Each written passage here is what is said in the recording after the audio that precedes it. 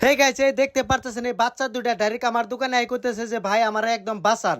দেখেন আঙ্গো আবার মোবাইল আমি নিয়ে একদম শেডিং মেডিং একদম উল্টা পাল্টা করে আল দিছি। তো দেখেন শেডিং কিরকম হয়ে গেছে গা।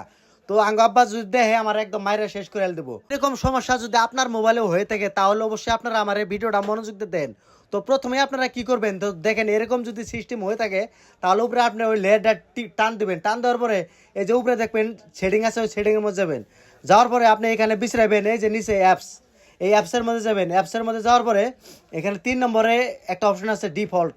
তো এই অপশনের মধ্যে যাবেন। যাওয়ার পরে এই যে আপনার হোম অ্যাপ, তো এটার মধ্যে টিভি দিবেন। টিভি দেওয়ার পরে আপনি কিন্তু খেলাটা দেখাবেন। এই দেখেন আপনার লাঞ্চারটা তো আপনি অন্য লাঞ্চার চাই না, লাঞ্চার মানে ছেড়ে রয়েছে।